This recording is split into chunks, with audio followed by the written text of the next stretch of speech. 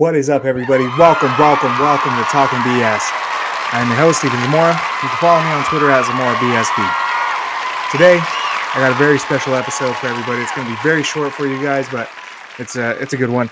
And I'm going to be doing this. This is going to be part of a series that I'm doing, covering every single team in the NBA, all 30 teams. It's going to be a lot of work, but, it's just something I thought would be fun and something, to try to include all the NBA fan bases. So if you're a fan of the teams I'm going to be covering, please follow for more. I'm going to be doing a lot of content like this, covering every team in the NBA, not just my favorite team, the Denver Nuggets. So if you can, please like and subscribe to the channel, and let's get into it. I'm going to be covering the off-season needs of every single team in the NBA.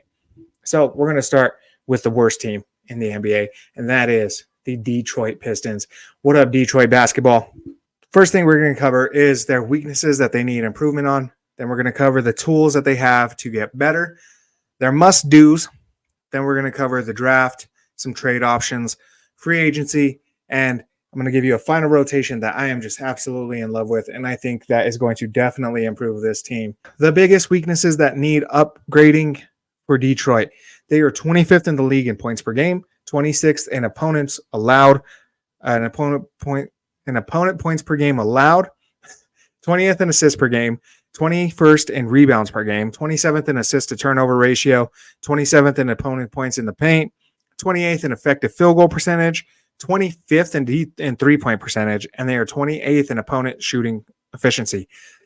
So as you can see, a ton of stuff they got to work on, a ton of stuff that they got to get better at, because Detroit, quite frankly, needs everything. They're one of the worst offenses, one of the worst defenses. They're bad at rebounding. They're bad at passing the ball. They're bad at taking care of the ball. And they're very bad at shooting the three. We're going to try to address every need for Detroit in this episode. So some tools that they have to get better. They could have up to $75 million for cap space. They have the 5th overall pick and the 53rd overall pick in the 2024 draft. This happened yesterday. The draft lottery was just yesterday. Seen a lot of Pistons fans pissed off that they didn't get the 1st overall pick or even a top 4 pick, which is unfortunate. It does suck. Like, I get it. As a, if I was a Piston fan too, I would be livid. But, it is what it is. It's how the lottery balls just bounced. It sucks. But, hey, at least you got the 5th overall pick. And it's a draft where, there isn't a top-end talent like a Victor Wembanyama or, a Zion Williamson or anything like that. So, it could be worse. They have 9 total second-round picks available for trade. And they have a bunch of young tradable assets that can be consolidated for a star. So let's get into what they must do this offseason. First off, you need to extend Cade Cunningham. Give him the max extension, 5 years, around $225 million. It's basically free money. He's everything that you've built around, so there is no need to not extend him. Have built this team around him so might as well pay him. Find a wing who can score and space the court. This is huge. You have guys like Cade Cunningham, right? He's not a great 3-point shooter. Jaden Ivey has not proven to be a great 3-point shooter. Asar Thompson, he is not a shooter. And Jalen Duren, he is definitely not a shooter. You have all these guys. Those are basically your core 4 right now. You need somebody in there who can play on the wing and can space the floor for you. You need to add shooting in general, because you've tried a couple different options. You had Bojan Bogdanovic, you had Alec Burks, you had Fontecchio. You must spend at least $35 million to hit the cap floor. Then you need to fill the roster with some veteran experience and leadership. You're going to be losing a lot of it in the offseason. We'll get into that with free agency and everything, and you'll see the cap breakdown and everything like that. But you're going to be losing a lot of, a lot of those, on the edges type guys. So you need to fill in that roster with some guys who are going to come in and actually play for you and provide some veteran leadership on the actual court. So let's start with the draft. You have the 5th overall pick, also the 53rd overall. You were smack dab in the middle of the top 10. So here are your options: CBS and Tankathon, 2 of the more reliable, mock drafts that you got out there. Very different orders, right? So like I said, this draft is very role player heavy. If you go to our Ringer big board, just look at the comparisons, right? Your number 1 overall pick, according to the Ringer big board, is a guy who's compared to Jaren Jackson Jr. Your 2nd overall pick is a guy compared to Goran Dragic, Markelle Fultz, Lamar Odom, Derek White. A lot of guys who are projected to be like good role players. Not to say these guys aren't going to be good, and can't be stars at some point, but they're projected right now to be like good role players. Derek White. There's no shame in drafting a Derek White. There's no shame in drafting a Lou Williams. There's no shame in drafting a Jalen Rose. There's not much difference this year between having that first overall pick and having the 5th overall pick. As you can see between these 3 mock drafts, they were all over the place. So, like I said, there's not a huge like superstar talent in this draft, but there's a lot of good role players. At the end of the day, my favorite pick for you guys in Detroit is going to be Zachary. I think you say Reisasher is how you say it. He's a 6'8", 6'9" wing guy, 19 years old. He averaged 10 points a game and about 3.5 rebounds. 58% true shooting percentage, 40% from 3 on 3.5 attempts per game. The comp to him is Michael Porter Jr. or Cam Johnson. So, he's like a long, very tall, stretch the floor guy for you. He's a very good spacer. It's exactly what Detroit needs. I've seen a lot of Detroit fans clamoring that they want this guy. There was even people, earlier in the year, he was averaging, I think, like 45% from 3. And they were like, hey, if we get the first overall pick, man, we might take this guy. So I think it's a very good fit. His positives, right, are catch and shoot threat. He's a solid ball handler, and he's a good facilitator. Not great at putting pressure on the rim. I think he was like 50% from the within the paint. He's not a great athlete, and he does have trouble shooting free throws for some reason, which is kind of weird considering, a lot of guys who are, elite shooters are, naturally just very good at shooting free throws. But for some reason, he's not a very good free throw shooter. So let's get into some trade targets. First and foremost, we're going to go on with Brandon Ingram, right? He might be the biggest trade target in the NBA this year, to be honest. New Orleans already said that they were planning on trading him. So at the beginning of the year, he's going to be on a 1-year contract. He's going to have 1 year left on his contract, I should say. $36 million. I think it's a good idea if you're Detroit to maybe go after him, because let's say you bring him in and him and Cade and, he fits in perfectly with those guys.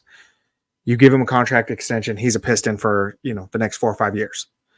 If he doesn't work, contracts off the books, you're right back where you started. Anthony Simons, I think he's a great fit next to Cade Cunningham. He's a smaller guard. He has troubles defending, but I think he's one of the most underrated players in the NBA. The guy can go off at any moment. He's a very, very, very good athlete.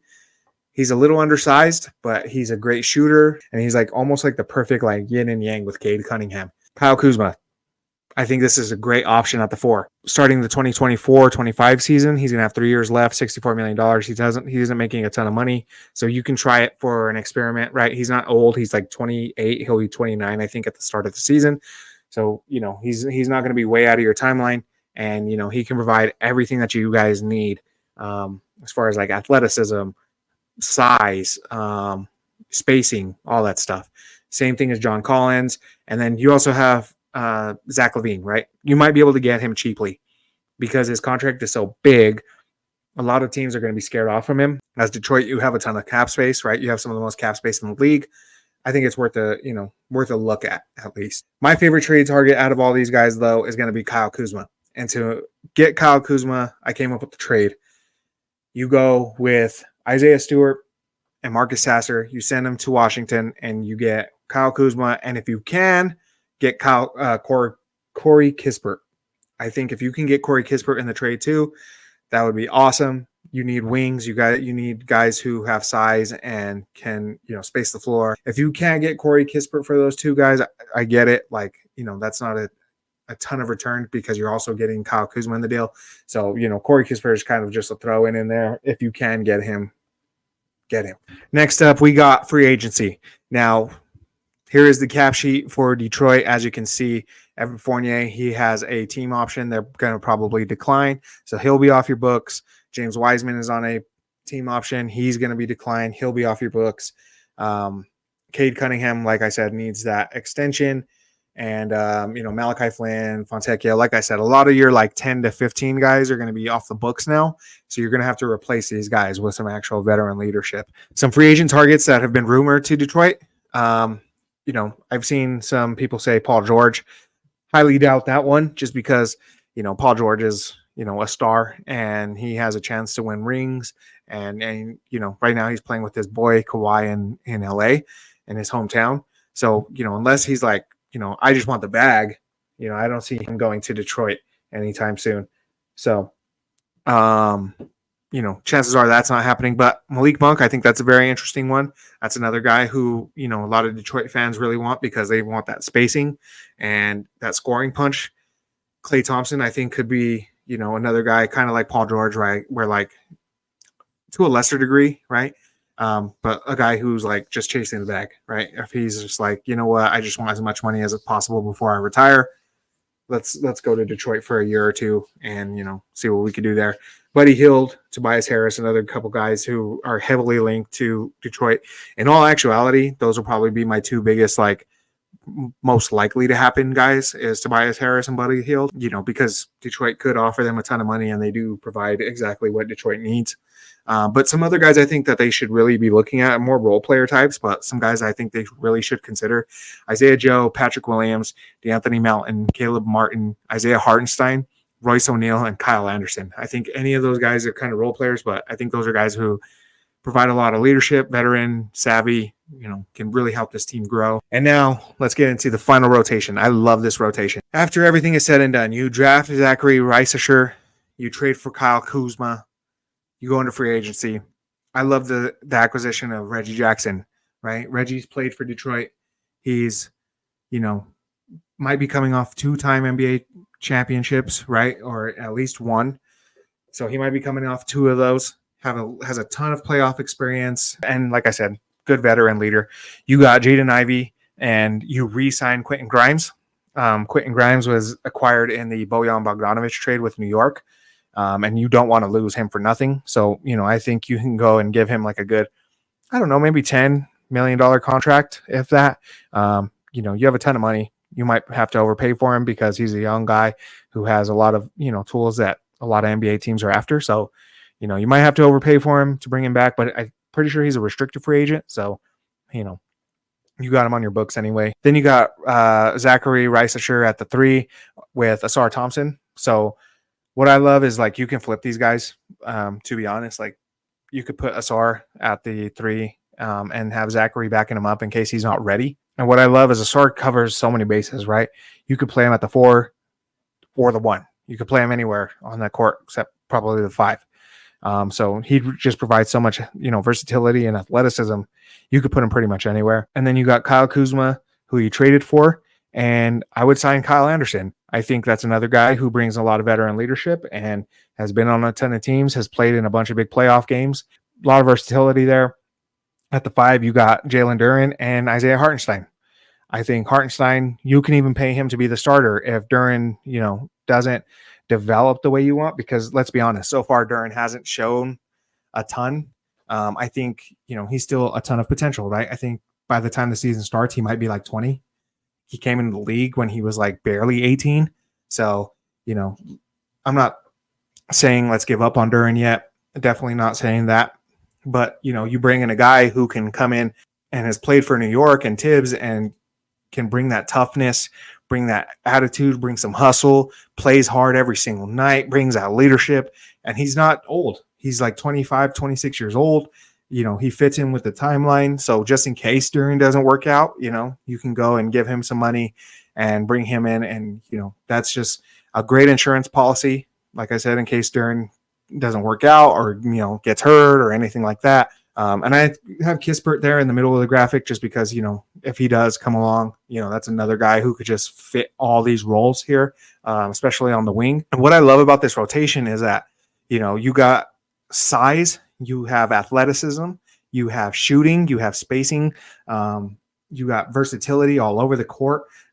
Almost every guy here can play at least 2 or 3 positions. You could put Kuzma at the 3. You can put Asar at the 4. You can put, Ivy at the 3. You can put, Quentin Grimes at the 1. You can put Asar at the 1. You everywhere. Any one of these guys can play any other position. It's really up to Monty Williams at that point to try to figure out the best way to put these guys together. If you do like this, please like and subscribe to the channel. If you're a Detroit Pistons fan, I'm rooting for you guys to get better. And one of my favorite teams ever was that 04 Pistons team with Ben Wallace and Rasheed and Chauncey and, of course, my boy Chauncey, Rip Hamilton, Tayshaun Prince.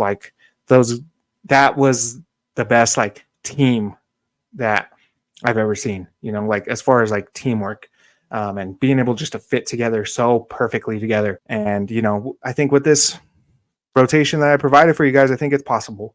So if you guys like this, please like and subscribe to the channel. Do me a favor. I would appreciate it so much. Love you guys. Yep. Talking BS. We out.